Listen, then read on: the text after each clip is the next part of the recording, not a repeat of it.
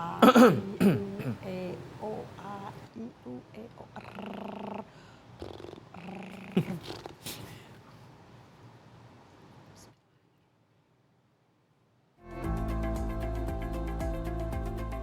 Pagi Senin, semangat.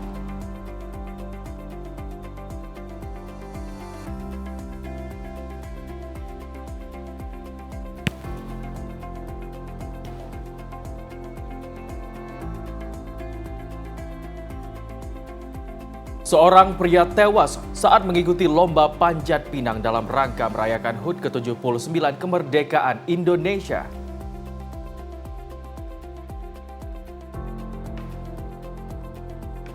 Presiden Joko Widodo dikabarkan bakal melakukan reshuffle kabinet pada Senin 19 Agustus hari ini.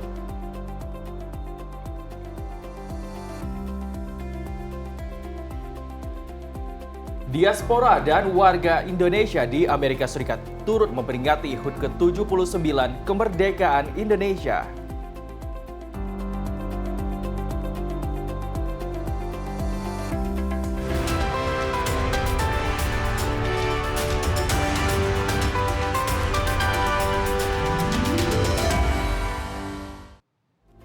Halo, selamat pagi pemirsa. Apa kabar Anda hari ini? Di hari Senin 19 Agustus 2024 ya Habib, tetap semangat kemerdekaan ini masih terasa hari sekali. ini. Makanya jadi double ya. Baik, sebelum Anda memulai aktivitas pagi ini, izinkan kami mengupdate informasi bagi Anda yang berhasil dihimpun tim redaksi kami dari malam hingga pagi dini hari. Benar sekali, dan tentunya selain 3 informasi utama tadi, kami akan menyajikan informasi penting lainnya. Tentunya bersama saya Habib Wijaya dan rekan saya Cica Amalia, inilah laporan 8 pagi selengkapnya.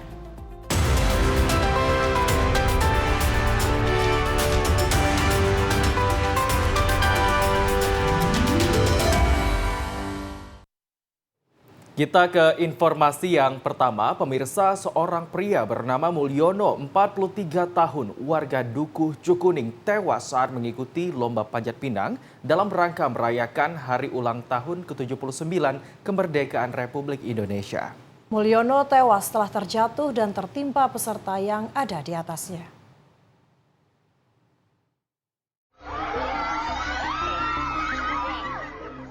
Insiden itu terjadi di Desa Terlaya, Kecamatan Bantar Kawung, Brebes, Jawa Tengah. Dalam video yang ramai beredar di media sosial ini, memperlihatkan sekelompok warga tengah mengikuti lomba panjat pinang. Korban diketahui mengenakan semacam bandana. Seorang peserta tampak memanjat bahu Mulyono.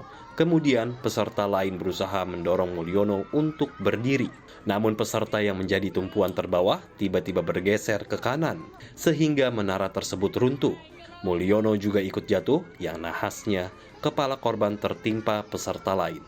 Sementara itu, Kapolsek Bantar Kawung, AKP Lukas Subekti, membenarkan insiden tersebut. Lukas menerangkan lombanya berlangsung pada Jumat 16 Agustus sore. Begitu terjatuh, Mulyono sempat dibawa ke tukang urut. Namun karena luka yang diderita cukup serius, Mulyono dilarikan ke Rumah Sakit Alam Medika Bumi Ayu pada pukul 19 waktu Indonesia Barat. Korban menjalani perawatan selama sehari. Namun pada Sabtu 17 Agustus, korban dinyatakan meninggal dunia. Jenazah Mulyono lantas dibawa pulang ke rumah duka untuk dimakamkan.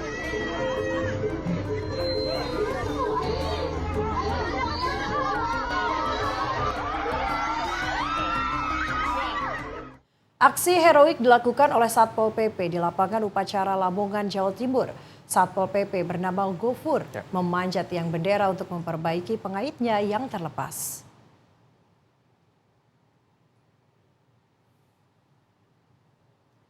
Aksi heroik dilakukan oleh Satuan Polisi Pamong Praja atau Satpol PP saat momen upacara peringatan HUT kemerdekaan ke-79 Republik Indonesia di lapangan Penanjan Paciran Lamongan, Jawa Timur. Satpol PP bernama Gofur memanjat tiang bendera saat tali bendera merah putih terlepas dari pengaitnya. Dalam video viral tersebut, Gofur memanjat tiang bendera dan memperbaiki pengait bendera yang lepas.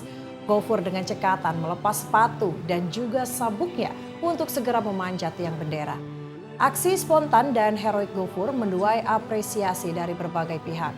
Peserta upacara seketika langsung memberikan tepuk tangan yang meriah untuk Gofur yang telah gagah dan berani memanjat tiang bendera dan memperbaiki pengait bendera tersebut.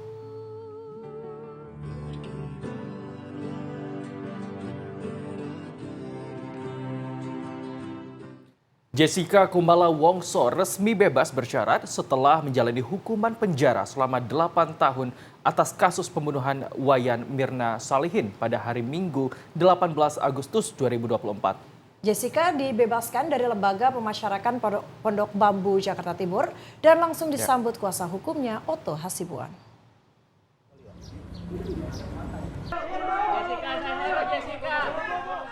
Jessica Kumala Wongso terpidana kasus pembunuhan terhadap Wayan Mirna pada 2016 mendapatkan remisi selama 58 bulan 30 hari dari Direktorat Jenderal Pemasyarakatan Kementerian Hukum dan HAM Republik Indonesia. Jessica mendapatkan remisi tersebut berdasarkan sistem penilaian pembinaan narapidana selama dirinya ditahan di Lembaga Pemasyarakatan Pondok Bambu Jakarta Timur. Sebagai seorang terpidana yang memperoleh pembebasan bersyarat, Jessica diwajibkan untuk tetap wajib lapor dan menjalani pembinaan hingga tahun 2032. Ketika Jessica keluar dari Lembaga Pemasyarakatan Pondok Bambu Jakarta, ia langsung disambut kuasa hukumnya Otto Hasibuan yang datang untuk menjemput dan mengurus beberapa administrasi dari Kejaksaan Negeri Jakarta Timur. Dan selanjutnya menandatangani dokumen perihal pembebasan bersyarat di Balai Permasyarakatan Kelas 1 Jakarta Timur.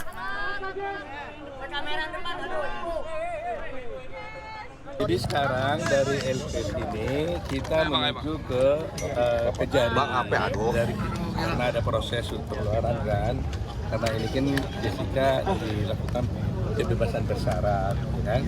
Setelah itu nanti dari Kejari direncanakan ke Bapas. Nah, dari Bapas baru nanti urusan kita sudah lepas dari situ, serahkan kepada kami tim pengacara. Nah, itu nanti kita rencanakan kemana ya. Itu masih banyak waktu, kita bisa ngobrol-ngobrol nanti. Kapan Bang? Bisa ngobrol nanti? Ya ini hak kita ikutin aja, Bapas ini aja ya. Kejari. Mobil. Ya, tapi terakhirnya itu Bapas. Di situ kita nanti atur ya. Jessica diketahui mulai ditahan sejak 30 Juni 2016. Jessica menerima pidana selama 20 tahun penjara berdasarkan putusan kasasi Mahkamah Agung Republik Indonesia nomor 498K tanggal 21 Juni 2017. Demikian laporan Diki Renaldi, Garuda TV. Bang, saya buka dong Bang, kacanya aja Bang, buka Bang. Mantan terpidana kasus pembunuhan Mirna Salihin, Jessica Kumala Wongso mengaku senang dengan pembebasan bersyaratnya dari penjara. Jessica juga mengungkapkan keinginannya seusai bebas dari lapas perempuan kelas 2A Pondok Bambu Jakarta Timur, yakni ingin menyantap makanan khas Jepang, yakni sushi. Kenapa Kak Jessica? Jess, oke. Jessica, oke. Tangannya dong. Tangan, dada dong, dada. Oke. Lagi. Mau makan apa Jess? Pasca bebas mau makan apa Jess? Katanya mau makan sushi ya? Bener nggak Jess? Nggak apa. Oke. Udah makan belum? Makan apa Kak Jess? Udah. Jess mau jalan-jalan kemana? Oke, maju aja Bang, tangannya dong Jess. Bang, maju Bang. Ya pemirsa, setelah mengunjungi Balai Pemasyarakatan Kelas 1 Jakarta Timur Utara, Jessica Kumala Wongso langsung menyelesaikan proses administrasinya sebagai rangkaian pembebasan bersyaratnya. Setelahnya, Jessica Wongso resmi diserah terimakan ke pihak keluarganya. Mantan terpidana kasus pembunuhan Mirna Salihin, Jessica Kumala Wongso mengungkap hal pertama yang dilakukannya selepas bebas bersyarat dari Lapas Perempuan Kelas 2A Pondok Bambu Jakarta Timur pada hari Minggu 18 Agustus 2024. Dalam menyelesaikan proses administrasi dan dokumen persyaratan remisi resmi kliennya, Otto Hasibuan di Kejaksaan Negeri Jakarta Timur Balai Permasyarakatan Kelas 1 Jakarta Timur Utara menjelaskan bahwa rangkaian administrasi Jessica Wongso telah selesai untuk diserah terimakan ke keluarganya. Barusan tahap akhir sudah selesai setelah dari lapas, kemudian ke Kejari, kemudian di Bapas. Jessica sudah diserah terimakan tadi, sudah dokumennya diserahkan di sini. Nah, di hari ini, puji Tuhan, Jessica sekarang menjadi orang yang bebas. Tetapi tentunya karena ini pembebasan bersyarat, tentunya Jessica tetap harus mengikuti aturan-aturan yang ada yang diberikan oleh lapas. Ya, jadi itu saja yang saya sampaikan. Sementara itu, Jessica tak banyak berkomentar terkait pembebasan bersyaratnya. Jessica mengungkapkan terima kasih serta mengungkapkan hal menarik dengan mengatakan bahwa dirinya ingin menikmati banyak makanan, salah satunya sushi. Terima kasih teman-teman wartawan atas dukungannya selama ini. Nanti kita kumpul lagi ya untuk bicara lebih lanjut. Terima kasih. Perasaannya gimana? Perasaannya Gimana? rencana. Demikian laporan Diki Renaldi, Garuda TV. Yes. Jessica Kumala Wongso enggan berbicara secara gamblang perihal tentang dirinya mengaku bersalah atau tidak di dalam kasus kopi sianida yang menewaskan Wayan Mirna Salihin. Selain itu, Jessica juga belum mengaku terpikirkan untuk mengunjungi keluarga Mirna pasca bebas bersyarat pada Minggu 18 Agustus 2024. Atau yang saya yakini itu ya ada biar itu berada tetap di dalam diri saya sendiri aja. Cuman kalau misalnya keputusan pengadilan itu mengatakan hal yang dikatakan oleh pengadilan, keputusan pengadilan itu ya tetap harus saya hargai dan saya hormati.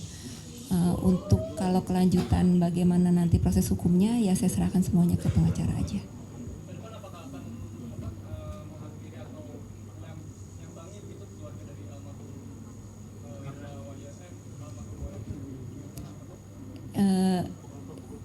Saya untuk nanti malam aja saya belum tahu saya mau ngapain. Jadi saya belum tahu ke depannya saya harus ngapain dan harus apakah saya akan melakukan itu atau tidak. Saya belum gimana ya, belum terpikir karena saya masih baru keluar gitu, masih ngelihat jalanan, mau melihat yang di luar tuh sana itu ada apa dulu gitu. Biar saya healing dulu sejenak baru saya berpikir apa langkah berikutnya. Pengacara Otto Hasibuan berencana akan melakukan peninjauan kembali atas permintaan dari kliennya Jessica Kumala Wongso ke Mahkamah Agung. Pengajuan peninjauan kembali ini dikarenakan putusan terhadap Jessica Kumala Wongso dinilai tidak sesuai dengan fakta yang mereka yakini.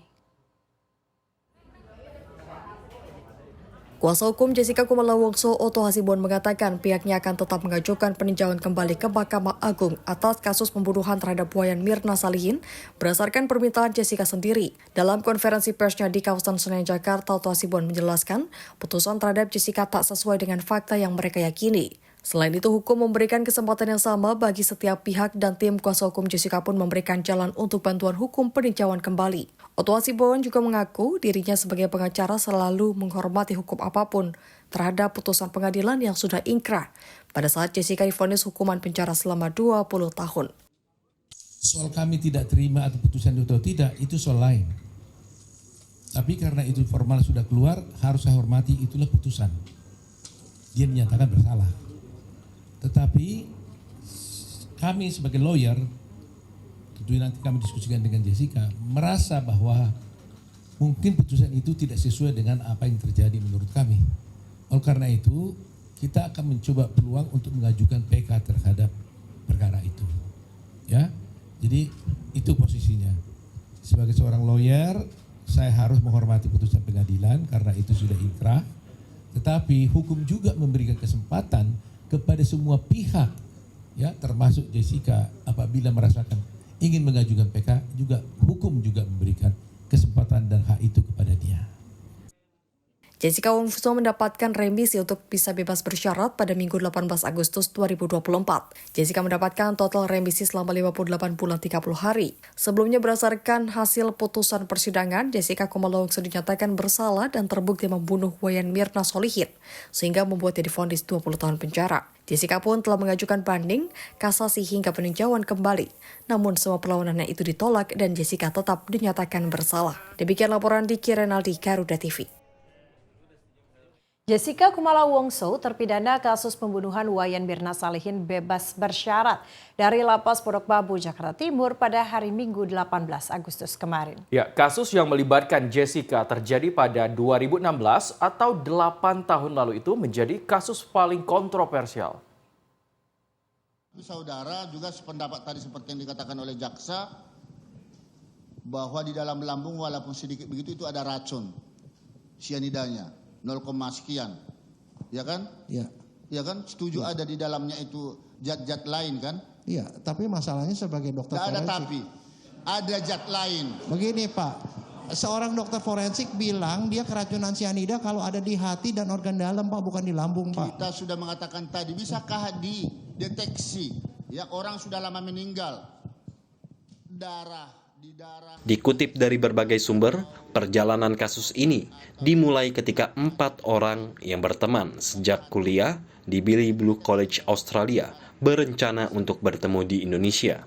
Keempat orang tersebut adalah Jessica Wongso, Mirna Salihin, Hani, dan Vera. Namun Vera tak ikut ke pertemuan tersebut. Mereka bertemu di Cafe Olivier Grand Indonesia pada 6 Januari 2016. Jessica Wongso datang lebih awal dengan alibi menghindari peraturan 3-in-1. Lalu Jessica memesankan 1 kopi Vietnam untuk Mirna Salihin dan 2 koktail untuknya dan Hani. Tak lama berselang, Hani dan Mirna tiba di Cafe Olivier dan segera menghampiri Jessica yang sudah duduk di meja 54 bersama dengan 3 gelas minuman yang sudah dipesan. Mirna meminum kopi Vietnam tersebut. Tak lama ia mengalami kejang-kejang dan langsung dilarikan ke Rumah Sakit Abdi Waluyo, Jakarta. Namun nyawa Mirna tak tertolong. Polisi menyelidiki kasus tersebut dan menyatakan Mirna meninggal karena keracunan. Diselidiki lebih dalam, akhirnya pada tanggal 29 Januari, polisi menetapkan Jessica sebagai tersangka atas kematian Mirna. Jessica ditangkap di salah satu hotel di Jakarta Utara. Jessica diketahui mulai ditahan sejak 30 Juni 2016. Jessica menerima pidana selama 20 tahun penjara berdasarkan putusan kasasi Mahkamah Agung Republik Indonesia nomor 498K tanggal 21 Juni 2017. Namun baru 8 tahun 6 bulan menjalani hukuman, Jessica Kumala Wongso akhirnya bebas bersyarat pada Minggu 18 Agustus 2024. Sebagai seorang terpidana yang memperoleh pembebasan bersyarat, Jessica diwajibkan untuk tetap wajib lapor dan menjalani pembinaan hingga tahun 2032. Demikian laporan tim berita Garuda TV.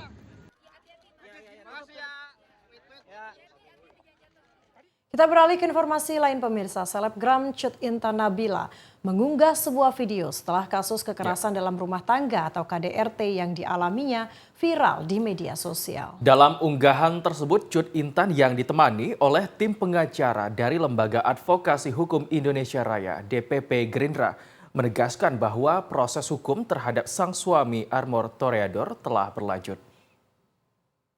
Assalamualaikum warahmatullahi wabarakatuh. Perkenalkan, saya Intan Nabila. Sebelumnya saya ingin meminta maaf kepada seluruh masyarakat Indonesia yang sudah dihebohkan dengan kasus saya yang saya posting di akun media Instagram saya. Kemudian saya juga terima kasih kepada pihak Polres Bogor yang telah mengawal kasus ini. Saya ingin meluruskan berita simpang siur di luar sana terkait kasus saya, di mana kasus ini masih terus berjalan sesuai dengan prosedur hukum yang ada. Saya berharap agar seluruh masyarakat Indonesia dapat mengambil pelajaran dari kasus saya agar tidak lagi terulang kasus-kasus KDRT seperti yang saya rasakan. Sekali lagi saya berterima kasih banyak. Wassalamualaikum warahmatullahi wabarakatuh. Presiden Joko Widodo dikabarkan bakal melakukan reshuffle kabinet pada Senin 19 Agustus hari ini. Informasi selengkapnya akan kami hadirkan usai jeda.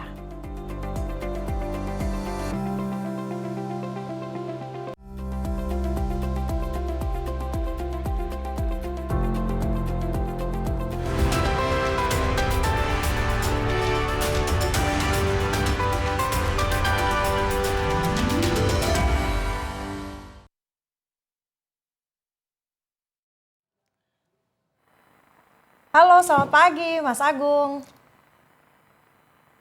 Halo, selamat pagi Mas Agung. Pagi Mbak Cica. Pagi Mas Agung, dengan Habib juga di sini Mas Agung. Iya Mas Habib, siap. Gimana kabarnya Mas? Baik, alhamdulillah. Gimana Mas Habib, Mbak Cica sehat? Ya, sehat alhamdulillah. Udah sarapan? Kita ini Mas Agung ya bahas soal isu reshuffle kabinet. Syawal, oke. Padahal udah tinggal 2 bulan lagi ya. Iya. Iya. Ini udah pada sarapan juga belum? Saya udah sarapan. Mas, tolong audio yang di sini digedein bisa nggak biar aku lebih jelas? Bang Erik. Dinyalain sound system. Makasih Mas Erik.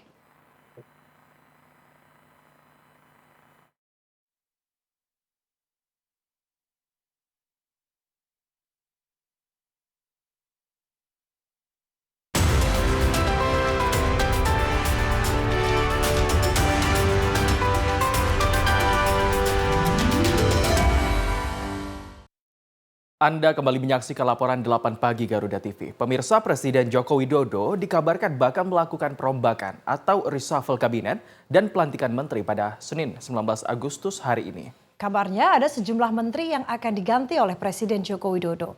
Di antaranya Menkumham Yasona Lauli dan Menteri ISDM Arifin Tasrif.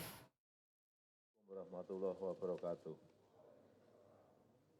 Salam sejahtera bagi kita semuanya. Reshuffle Kabinet Menteri Indonesia Maju kabarnya akan dilakukan Presiden Joko Widodo pada Senin 19 Agustus 2024. Sejumlah nama bakal digeser dan digantikan, terutama menteri dari PDI Perjuangan dan menteri dari Partai Nasdem. Kabarnya ada 6 pejabat tinggi yang akan diganti oleh Presiden Joko Widodo, yakni Menteri Hukum dan HAM Yasona Lauli diganti Supratman Andi Aktas, Menteri Lingkungan Hidup dan Kehutanan Siti Nurbaya diganti Raja Juli Antoni, Menteri Energi dan Sumber Daya Mineral Arifin Tasrif diganti Bahlil Lahadalia, Rosan Ruslani menjadi Menteri BKPM, Profesor Dadan menjadi Kepala Badan Gizi, dan Profesor Rahmat menjadi Kepala Badan Pangan. Menanggapi isu reshuffle kabinet itu, Presiden Jokowi di sela-sela kegiatannya di IKN pada Rabu 14 Agustus 2024 mengatakan perombakan kabinet hanya akan dilakukan jika diperlukan. Sementara Sekjen PDI Perjuangan Hasto Kristianto mengatakan PDI Perjuangan tak masalah dengan isu reshuffle kabinet oleh Presiden Joko Widodo. PDI Perjuangan menilai hal tersebut bisa menjadi momentum untuk melakukan bersih-bersih. Presiden Republik Indonesia. Am I ready or not? I am more than ready. Ya. Artinya Menkumham masih kuat Pak? Masih solid kan Pak? Menteri Hukum dan HAM Yasona Lauli angkat bicara terkait kabar reshuffle kabinet oleh Presiden Jokowi pada Senin 19 Agustus hari ini. Yasona mengaku siap jika benar akan terkena reshuffle kabinet oleh Presiden Joko Widodo. Menteri Hukum dan HAM Yasona Lauli mengatakan sudah siap apabila masuk dalam daftar Menteri Kabinet Indonesia Maju yang dirombak Presiden Joko Widodo pada Senin 19 Agustus hari ini. Yasona menekankan persoalan reshuffle merupakan kewenangan Jokowi. Masih solid kan Pak? Menteri sedikit boleh Pak, sedikit aja Pak, tanggapan. Tanggapan soal isu reshuffle kabinet. Ini kabarnya Menkumham apakah masih kuat? PDI Perjuangan. Reshuffle kewenangan Jangan dorong sepenuhnya dong. Presiden Republik Indonesia. Am I ready or not? I am more than ready. Ya. Artinya Menkumham masih kuat Pak? Masih solid kan Pak? Nggak tahu lah, tanya. Ya, pemirsa, Presiden Joko Widodo dikabarkan bakal melakukan reshuffle kabinet dan pelantikan menteri pada Senin 19 Agustus nanti siang. Kabarnya ada beberapa menteri yang akan diganti oleh Presiden Joko Widodo. Salah satunya Menteri Hukum dan HAM Yasona Lauli. Dan untuk membahasnya, alasan dibalik reshuffle kabinet ini, kami saat ini sudah terhubung dengan Direktur Eksekutif Trias Politika Strategis, Agung Baskoro. Halo, selamat pagi Mas Agung. Pagi Mas Habib. Ya, terima kasih sudah bergabung bersama kami di Dialog Laporan 8 Pagi Garuda TV. Mas Agung, ini bergulir isu menteri di PDIP akan di-reshuffle oleh Presiden. Nah, menurut Mas Agung sendiri, sebenarnya apa motivasi utama di balik reshuffle kabinet yang mungkin akan dilakukan? Apakah lebih didorong oleh pertimbangan politik atau kinerja? Ya, pertama saya sederhanakan ada 3 alasan Presiden melakukan reshuffle ya sepanjang sejarah gitu. Pertama soal alasan yuridis ya, kalau misalkan ada menteri yang tersangkut kasus hukum. Yang kedua ada alasan teknokratis, tadi disinggung Mas Habib karena soal-soal kinerja. Dan yang ketiga alasan politis ya, karena ada soal perimbangan kekuasaan di parlemen, di eksekutif, maupun soal adanya soal chemistry dengan presiden atau tidak gitu. Jadi tiga alasan itu yang sering mendominasi kenapa presiden mereshuffle seorang menteri dari kabinetnya seperti itu. Nah, dalam konteks sekarang ya hari Senin nih tanggal 19 Agustus 2024 lebih banyak memang kental muatan politisnya.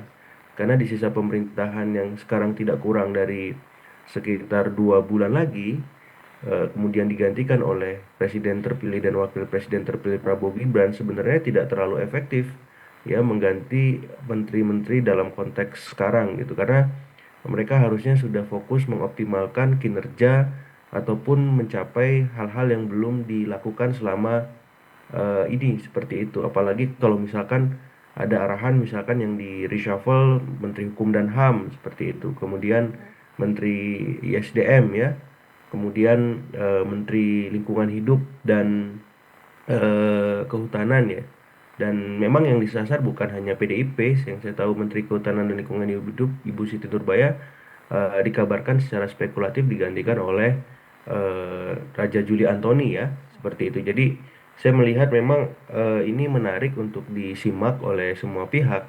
Apakah memang muatan politiknya lebih utama sebagaimana pendapat sebagian besar ya para analis maupun pakar bahwa hari ini akan terjadi reshuffle, atau memang lebih kuat narasi teknokratisnya seperti itu, karena ini yang sebenarnya ditunggu oleh masyarakat sehingga apa-apa yang memang belum tercapai bisa dilakukan di masa tersisa. Dan apalagi kemarin Presiden Jokowi sempat menyampaikan permintaan maaf berulang ya saat pidato kenegaraan. Mungkin sebagai pengantar begitu Mas Habib, Pak Cica. Ya, Mas Agung, Pak Jokowi sendiri kan juga sudah mengakui bahwa reshuffle kabinet ini mungkin saja terjadi jika diperlukan. Dan pemerintahan Jokowi sendiri hanya tinggal 2 bulan lagi. Sebetulnya urgensinya apa sih Mas? Sampai reshuffle ini tuh harus dilakukan. Apakah memang untuk mengakomodir transisi pemerintahan ke era Prabowo atau seperti apa Mas? Ya, kalau dilihat realitas politik hari ini memang kita tidak bisa pungkiri ya, dalam waktu dekat ini ada Munaslup Golkar, ya, kemudian ada Muktamar PKB, Kongres Nasdem, ya, kemudian ada Kongres PAN juga. Jadi ada 4 partai pemerintah yang dalam waktu bersamaan melakukan semacam suksesi kepemimpinan di internal partainya dalam konteks ketua umum maupun kepengurusan di bawah ketua umum. Nah, sementara beberapa menteri yang di reshuffle ini salah satunya Menkumham terkait erat dengan partai-partai tersebut, karena dalam perjalanannya nanti pengurus-pengurus yang terpilih termasuk ketum akan disahkan oleh Kemenkumham seperti itu. Jadi ini yang saya kira menarik untuk ditelusuri, apakah memang arahan politik tadi sangat kuat ya, sehingga kita tidak bisa melihat narasi lain di luar soal teknokratis misalkan, atau ya misalkan ada nggak menterinya yang tersangkut hukum misalkan secara yuridis. Nah, kalau memang 2 alasan tadi tidak mengemuka, maka memang ini benar menjadi narasi politik yang sangat kuat, karena mau tidak mau ya Menkumham ini punya peran yang sangat krusial memastikan ya pengurus tadi yang sudah disahkan bisa atau tidak ikut pilkada ya. Nah, di titik ini memang arahan dari presiden sebagai atasan dari Menkumham menjadi utama, dan mau tidak mau partai-partai yang tadi melakukan aktivitas suksesi ya sangat bergantung dengan itu. Nah, itu yang pertama. Yang kedua, memang ada realitas di mana yang tadi sempat disampaikan Mbak Cica ya, narasi transisi atau sinkronisasi bahasanya untuk memastikan bahwa kampanye yang dilakukan presiden dan wakil presiden terpilih bisa dilanjutkan, bisa diamankan tanpa ada celah ya untuk digrogoti oleh hal-hal yang kontraproduktif. Nah, saya kira itu relevan, tapi problemnya menurut saya ini masih terlalu dini, dan itu menjadi hak prerogatifnya presiden dan wakil presiden terpilih ya, Prabowo Subianto maupun Gibran Raka Buming Raka. Nah, ketika hari ini dilakukan reshuffle, saya kira itu akan mereduksi hak prerogatif Prabowo sebagai seorang presiden ketika didahului oleh Presiden Jokowi. Dalam artian, ya saya melihat reshuffle ini memang sebatas untuk Presiden Jokowi. Ya kalau misal dibawa sampai ke narasi keberlanjutan, saya kira nanti orientasinya akan beda. Walaupun bisa saja gitu, tapi sedikit banyak ini bisa mengganggu ya sistem politik kita secara keseluruhan dalam konteks presidensial seperti itu. Baik, Mas Agung, lalu sebenarnya bagaimana reshuffle ini dapat mempengaruhi stabilitas politik? Seperti kita tahu bahwa kini PDIP itu telah berseberangan dengan pemerintah. Persis. Jadi kalau misal ada menteri dari PDIP yang di reshuffle, saya kira ini menjadi sebuah semacam afirmasi ya bahwa memang PDIP dalam tanda petik sudah berada di luar kekuasaan walaupun sifatnya terbatas karena yang diganti kan hanya mungkin 1 sampai 2 menteri ya yang dirumorkan secara spekulatif, Pak Yasona Lawli dan Pak Arifin Tasrip ya di pos ESDM. Nah sisanya kan tidak gitu. Jadi saya melihat ada kehati-hatian ketika reshuffle ini yang sangat kental muatan politisnya ya untuk diaplikasikan hari ini oleh Presiden Jokowi. Jadi tetap dalam konteks ini reshuffle yang terbatas, terkontrol, terkendali. Ya Pak Jokowi juga berpikir panjang mungkin ketika melakukan reshuffle besar-besaran ya karena akan mengganggu ya stabilitas nasional di sisa akhir masa pemerintahannya. Tapi yang nanti akan kita tunggu bagaimana reaksi PDIP. Ya. Apakah menerima begitu saja menteri yang di reshuffle atau ya udah kalau memang mau reshuffle Pak Yasona dan Pak Arifin ya kita ambil semua mereka mundur semua misalkan kalau misalkan respon PDIP seperti itu. Nah itu kan bisa jadi menarik ya. Bahasanya dengan efek-efek politiknya seperti apa, apalagi dalam waktu dekat kita akan melangsungkan pendaftaran pilkada mulai 27 sampai 29 Agustus seperti itu. Apakah tidak dikhawatirkan Mas Agung akan semakin meruncingkan ini hubungan antara Pak Jokowi dengan Ibu Megawati? Iya, otomatis sebenarnya itu aksi reaksi politik ya. Kita lihat aksi Pak Jokowi hari ini mereshuffle, gimana reaksi PDIP? Apakah menerima dalam artian ya sudah. Tapi kalau PDIP-nya kemudian beraksi lagi, ya menarik seluruh menterinya PDIP maupun yang terafiliasi dengan PDIP itu kan lumayan besar jumlahnya di kabinet maupun di lembaga setingkat kabinet. Nah, ini kan bisa menggoncang pemerintahan Jokowi dan kontraproduktif juga saya kira di sisa akhir masa pemerintahan Presiden Jokowi dia berkonflik cukup tinggi dengan partai yang membesarkan dirinya. Nah, saya kira Presiden Prabowo bisa menimbang ini sebagai sebuah masukan untuk tidak terlibat terlampau jauh. Ya karena ini justru memberikan energi negatif di awal-awal masa pemerintahan dia ketika nanti dia terpilih pasca 20 Oktober 2024. Seperti itu. Baik Mas Agung, terlepas dari apapun alasan reshuffle ini dilakukan, apakah Anda melihat ada pola tertentu dalam pemilihan menteri yang diganti atau dirotasi ini? Apa sebenarnya implikasinya? Iya, pertama memang otomatis menteri-menteri yang dipilih ataupun diangkat oleh Presiden Jokowi punya kedekatan ya secara personal dengan beliau dan memang juga punya kontribusi terhadap aktivitas-aktivitas politik yang Presiden Jokowi lakukan maupun ketika Pilpres kemarin mengemuka. Kita misal sebut ada nama Pak Yasona kemudian rencananya ya dirumorkan diganti Pak Supratman Agas dari Gerindra misalkan.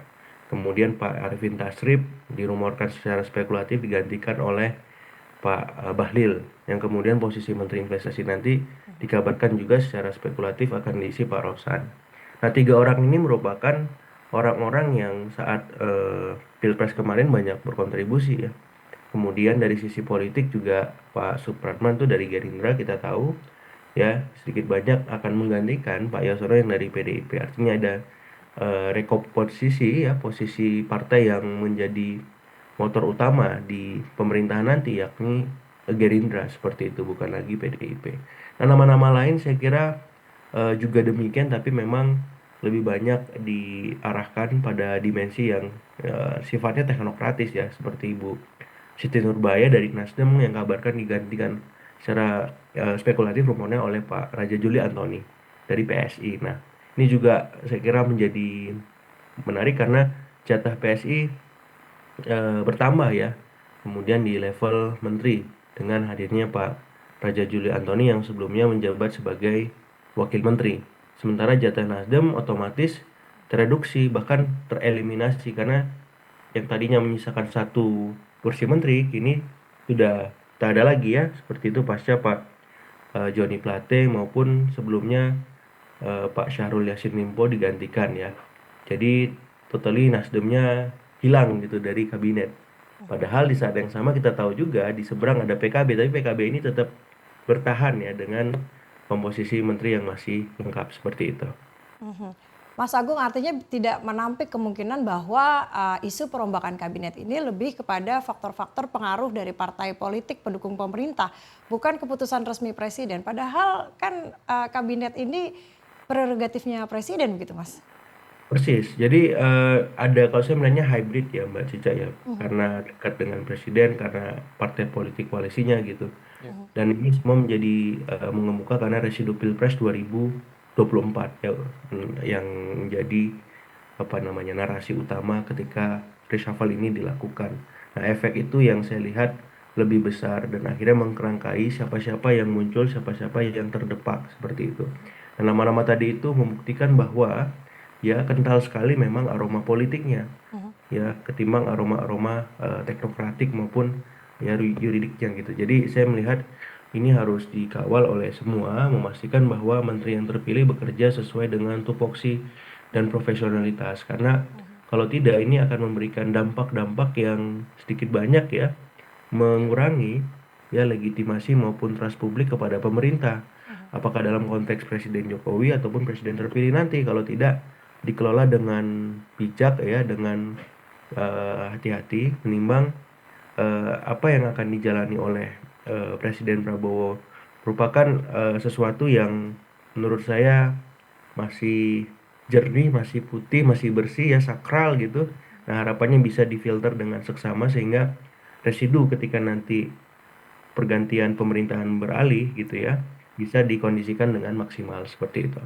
Ya, Mas Agung, kita beralih ke perspektif terkait dengan ekonomi ataupun selainnya. Apakah reshuffle ini akan memberikan dampak signifikan terhadap kebijakan pemerintah? Nah, khususnya itu di bidang hukum dan ekonomi. Kalau signifikan saya kira masih relatif ya, pasar juga wait and see seperti itu karena waktu tersisa 2 bulan. Mereka masih menunggu pemerintahan presiden terpilih Prabowo Gibran untuk menjalankan ya suksesi ini dengan sebaik-baiknya, sehingga ketika mereka akan melakukan kebijakan-kebijakan yang sifatnya strategis ya, jangka panjang dan seterusnya, itu tidak mungkin ditentukan dalam konteks ketika reshuffle sekarang dilakukan. Sehingga saya melihat memang khusus untuk pasar ya, mereka akan menunggu lebih sabar bagaimana ke depan Prabowo Gibran menjalankan pemerintahan. Sementara untuk konteks hukum memang ini akan sangat cepat kita lihat ya, utamanya ketika semua partai yang menjalankan suksesi kepemimpinan di internal partainya masing-masing, apakah itu PAN, Nasdem, kemudian Golkar dan PKB, itu seperti apa respon dari Kemenkumham.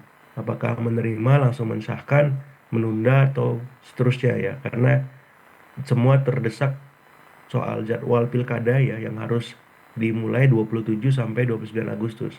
Bila partai tidak bisa melampirkan kepengurusan yang baru yang kemudian disahkan oleh Kemenkumham ke KPU, maka bisa jadi keikutsertaan mereka di pilkada bisa gugur dengan sendirinya, dan itu bisa mengganggu ya ratusan kesempatan mereka untuk terpilih dan memenangkan pertarungan di 545 pilkada kota, kabupaten, dan provinsi. Nah, ini kan riskan sekali ya, dan dampaknya sangat panjang dan besar. Ya, bisa sampai di 2029. Nah, saya kira partai-partai yang melakukan suksesi tadi, apakah PAN, Nasdem, kemudian Golkar dan PKB, tidak mau ya kemudian dirugikan dengan realitas politik yang hari ini memang masih dalam kerangka eksekutif heavy ya. Artinya istana memang begitu hegemonik sehingga seluruh partai yang ada hari ini memang mau tidak mau harus mengikuti alur nalar kekuasaan tersebut seperti itu. Baik, Mas Agung, memang kita sebagai masyarakat tentunya terlepas dari apapun alasan dari reshuffle ini, kita tentu harus yakin dan terus mengawal kebijakan-kebijakan dari pemerintah. Dan diharapkan nanti menteri-menteri penggantinya dapat bekerja secara profesional untuk kebijakan yang untuk kemakmuran rakyat, tidak hanya bermuatan politis, begitu Mas Agung. Ya, benar sekali. Mas Agung, terima kasih sudah bergabung bersama kami di Dialog Laporan 8 pagi kali ini. Terima kasih. Selamat bertugas kembali, Mas Agung. Selamat bertugas semuanya. Terima kasih.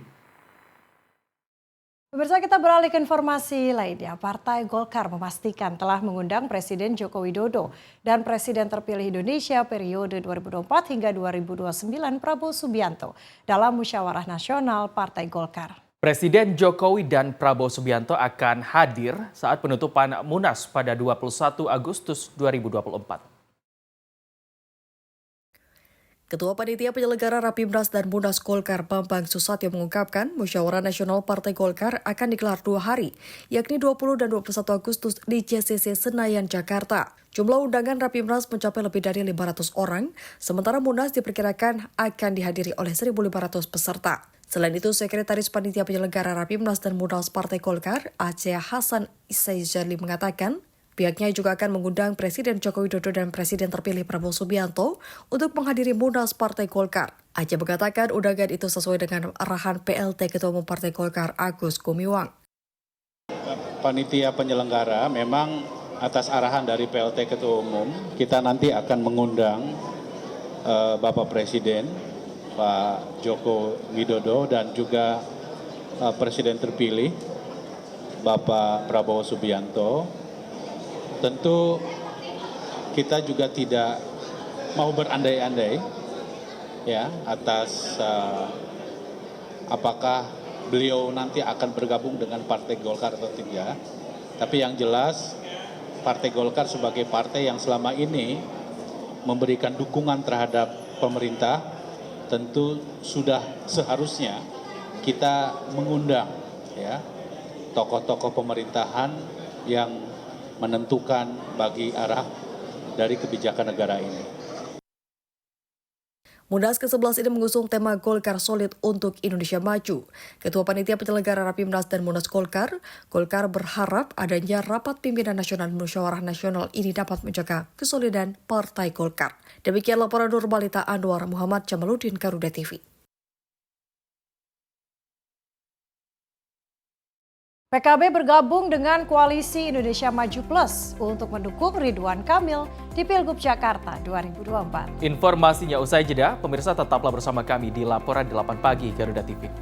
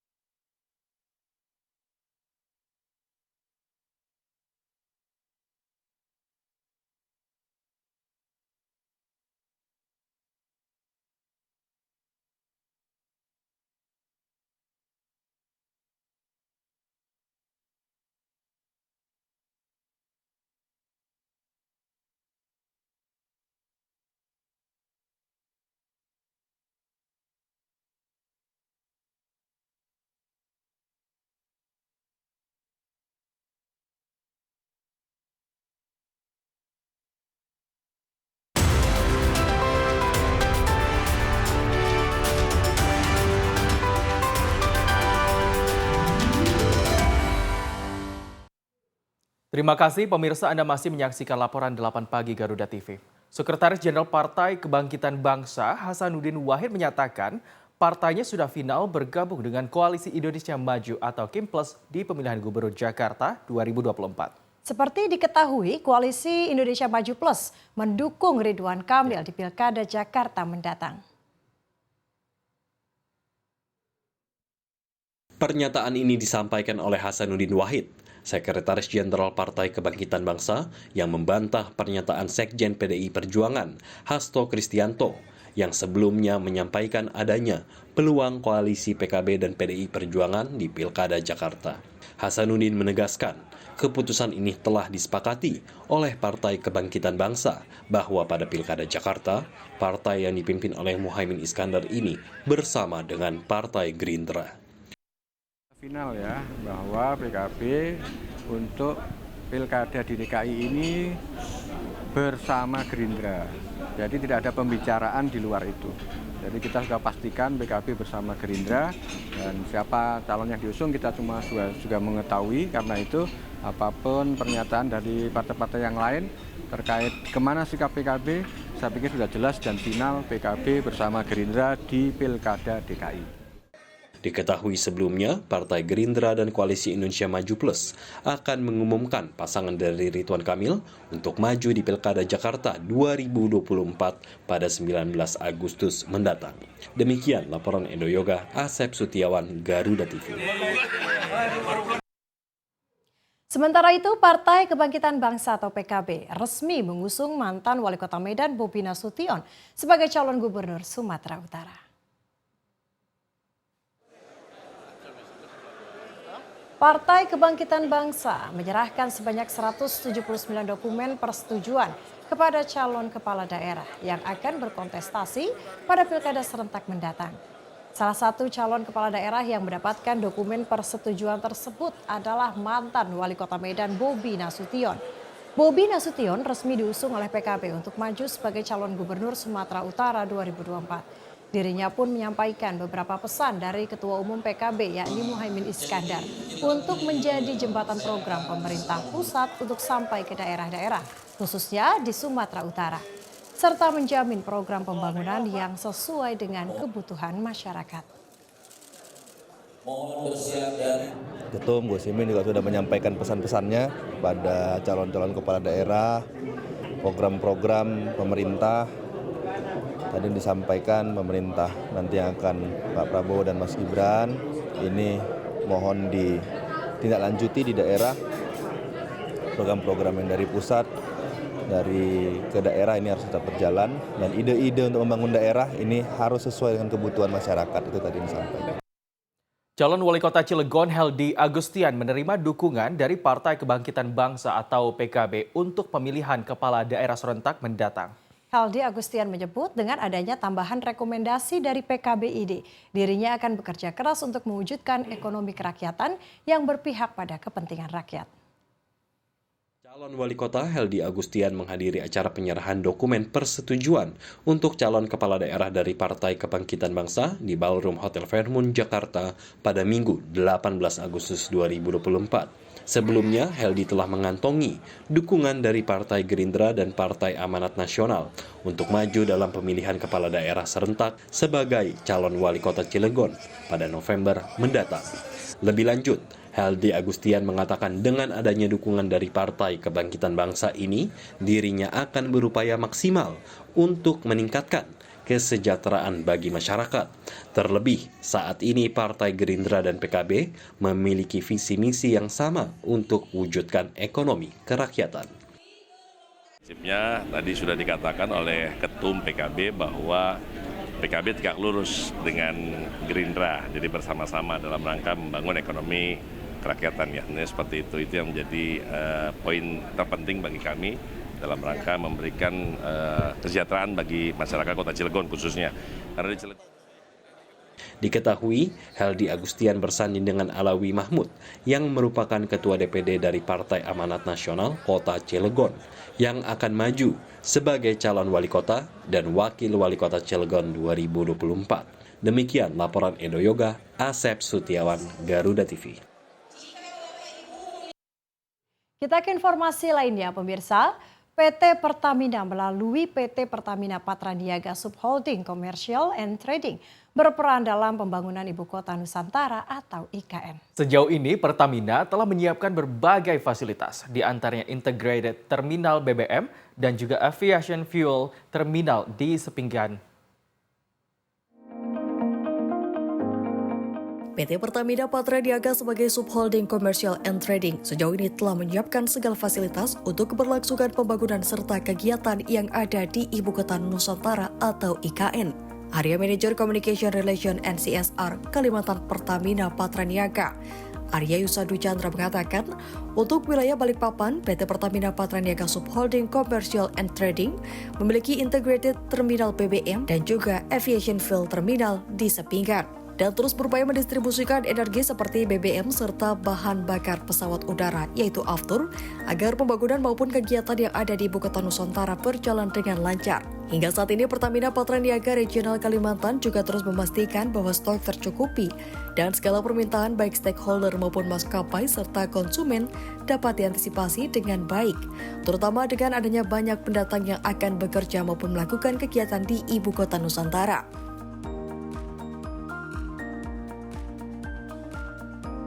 Sejauh ini kami yang di Regional Kalimantan telah menyiapkan segala fasilitas untuk keberlangsungan pembangunan serta kegiatan-kegiatan yang ada di Ibu Kota Nusantara atau IKN. Di wilayah kota Balikpapan misalnya, kita memiliki integrated terminal BBM di Balikpapan dan juga aviation fuel terminal di Sepinggan sebagai upaya mendistribusikan energi yaitu BBM dan juga bahan bakar pesawat udara yaitu Aftur agar pembangunan maupun kegiatan yang ada di IKN ini berjalan dengan lancar. Dan hingga saat ini kami dari Pertamina Patraniaga di Regional Kalimantan juga terus memastikan bahwa stok tercukupi dan segala permintaan baik dari stakeholder maupun maskapai dan juga konsumen bisa kita antisipasi dengan baik. Terutama adalah dengan adanya banyak pendatang ya yang akan bekerja maupun akan melakukan kegiatan di IKN, itu sudah kita pastikan bahwa mereka akan terpenuhi kebutuhan energinya. Pertamina Patraniaga juga bekerja sama dengan bandar udara. Seperti pengisian pesawat udara di Sepinggan, Pertamina Patraniaga telah berupaya maksimal untuk terus berkoordinasi dengan pihak Angkasa Pura, otorita, dan juga aparat penegak hukum di wilayah bandara. Demikian laporan Apriansyah, Johan Wahyudi, Garuda TV.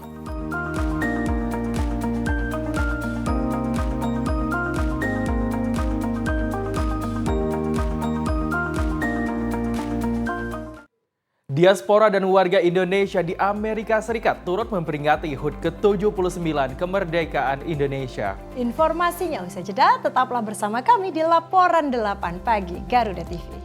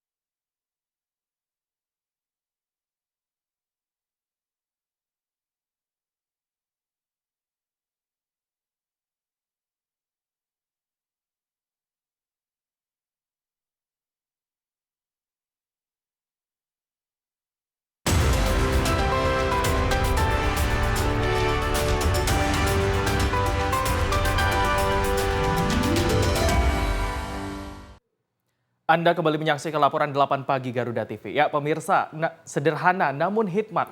Itulah suasana peringatan ke-79 Hari Kemerdekaan Republik Indonesia di Ibu Kota Amerika Serikat, Down, New York. Meski jauh di rantau, diaspora dan warga Indonesia di Amerika Serikat mengikuti berbagai tradisi yang menciptakan suasana seperti di tanah air. Peringatan 79 tahun Hari Ulang Tahun Kemerdekaan Republik Indonesia di Ibu Kota Amerika Serikat, Washington DC, berlangsung di halaman Wisma Indonesia, kediaman Duta Besar Indonesia untuk Amerika Serikat.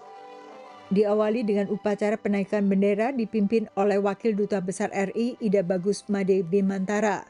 Usai upacara bendera, ia menjelaskan keistimewaan peringatan tahun ini. Jadi saya sangat senang sekali karena tahun ini kan kebetulan 75 tahun hubungan Indonesia dengan Amerika.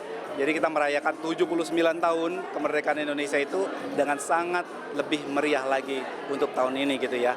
Tahun ini pihak KBRI menyerahkan penghargaan kepada sejumlah staf KBRI yang telah mengabdi selama 40 tahun. Salah satunya Errol Tandayu yang senang bisa tetap mengabdi bagi negara bila pun hidup jauh di rantau. Di KBRI secara bahasa Indonesia, terus di community juga bahasa Indonesia. Kebetulan saya dari Manado, ada community juga orang Manado, jadi setiap bulan hampir dulu waktu itu ketemunya Manado terus, jadi bahasa Indonesia terus. Acara peringatan lalu dilanjutkan dengan tradisi pemotongan tumpeng yang kemudian diserahkan kepada tokoh Indonesia di wilayah ibu kota Amerika Serikat. Seperti halnya di tanah air, panitia peringatan kemerdekaan Republik Indonesia ke-79 di ibu kota Amerika Serikat ini juga mengadakan berbagai lomba, seperti lomba makan kerupuk, balap karung, dan sejumlah lomba lainnya. Tapi aturan perlombaan tidak seketat di Indonesia. Kita ada 6 lomba, balap karung, makan kerupuk, goyang balon, sarung estafet, nah terus water cup and toilet paper, dan terakhir lempar sapu tangan. Ini kelasnya ada untuk anak-anak, paling banyak ini sangat seru anak-anak. Karena sekedar untuk hiburan bagi peserta termasuk anak-anak. Kalau hadiah kita nggak usah mulu-mulu, hadiah yang penting senang. Terutama kita kasih voucher sama mungkin Indomie.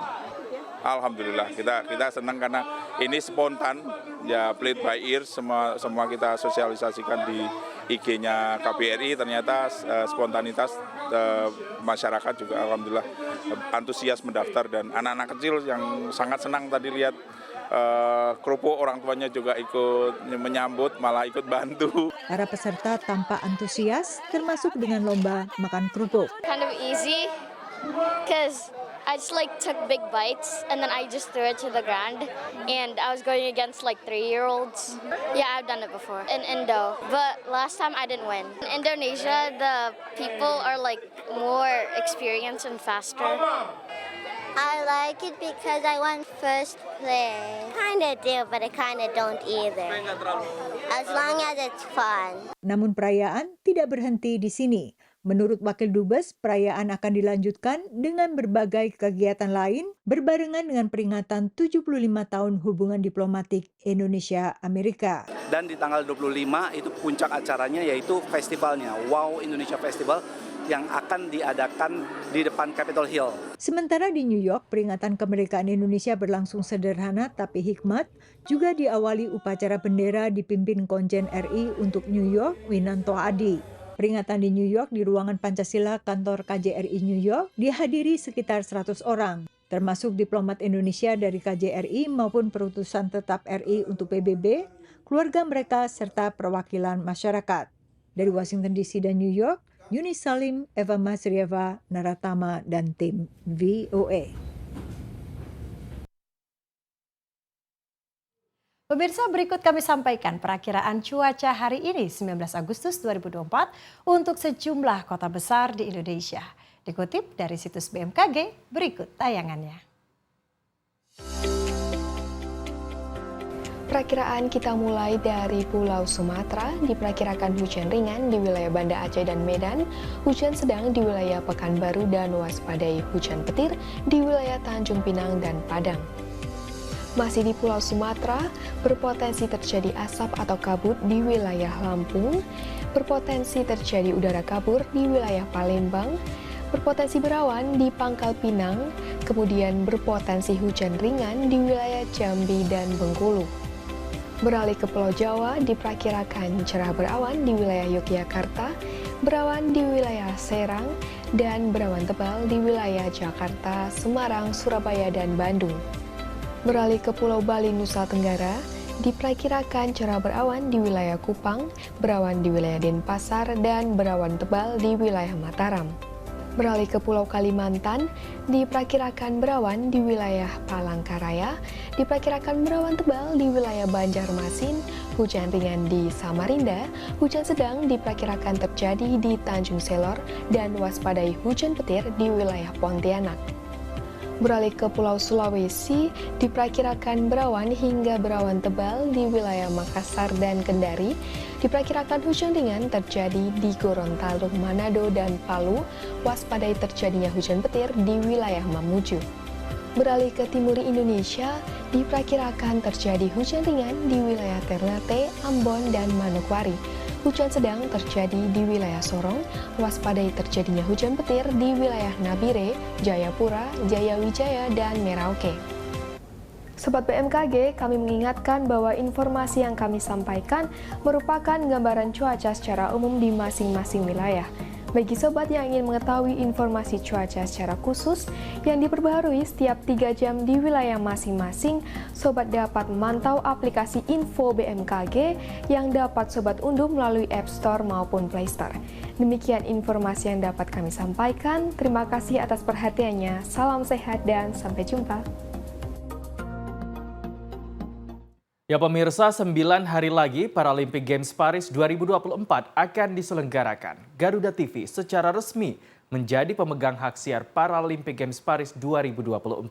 Paralympic Games Paris 2024 akan menjadi salah satu sorotan utama dalam dunia olahraga pada tahun ini. Saksikan tayangan Paralympic Games Paris 2024 melalui saluran digital Garuda TV, channel YouTube, dan live streaming di website Garuda TV.